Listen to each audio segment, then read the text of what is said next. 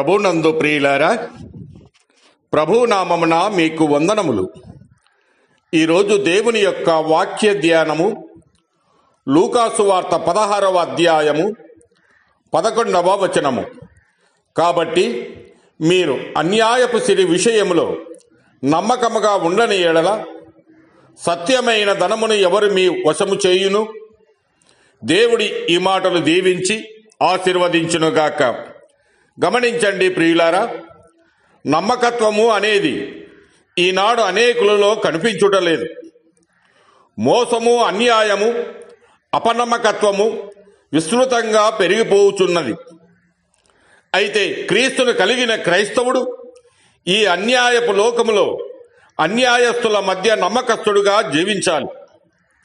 నేడు ఎక్కడ చూసినా తప్పుడు లెక్కలను వ్రాస్తూ, లంచాలు పుచ్చుకొనుచు, అబద్ధాలు చెప్పుచు అన్యాయపు సిరిని సంపాదించుకొనుటకు మానవుడు ఆతృత పడుతూ ఉన్నాడు.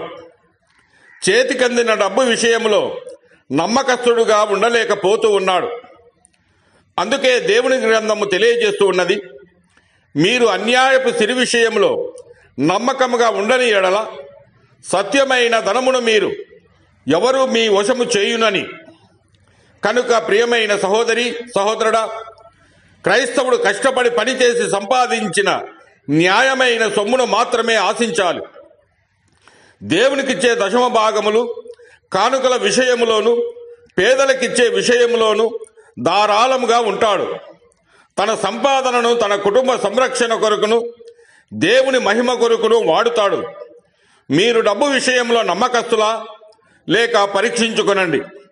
ఈనాడు భార్యాభర్తలు ఒకరి ఎడల ఒకరు నమ్మకస్తులుగా ఉండకపోవటం ఎంతో విచారము.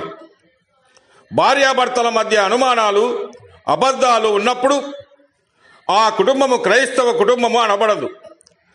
అలాగే తల్లిదండ్రులు బిడ్డలను నమ్మలేకపోవుట, బిడ్డలు తల్లిదండ్రులను నమ్మలేకపోవుట ఎంతో విచారం. క్రీస్తును కలిగిన వాడు త్వరగా ఇతరులను నమ్ముతాడు. క్రీస్తు లేని వారి హృదయం అనుమానాల పుట్ట.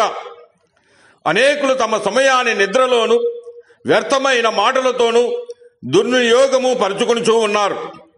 అయితే క్రైస్తవుడు సమయాన్ని సద్వినియోగపరుచుకొనుచు దేవుని నామ మహిమార్థము జీవించాలి. దేవుని చేత దీవించబడి ఆశీర్వదింపబడిన తరువాత దేవునికి ఇచ్చు విషయములో, స్తుతించు విషయములో అనేకులు కృతజ్ఞత లేని వారుగా ఉంటూ ఉన్నారు. ప్రతిరోజు ప్రభువును ప్రార్థించుకునే విషయంలో, ఆయన ఆలయానికి వెళ్ళి ఆరాధించే విషయంలో అపనమ్మకస్తులుగా ఉంటున్నారు. దానియేలు నమ్మకస్తుడై ఉన్నందున అతనిలో ఏ తప్పైనను లోపమైనను కనుగొనలేకపోయిరని దేవుని గ్రంథము తెలియజేస్తూ ఉన్నది. ఒక ఉద్యోగిగా, ఒక అధికారిగా అతను నమ్మకస్తుడై ఉన్నాడు.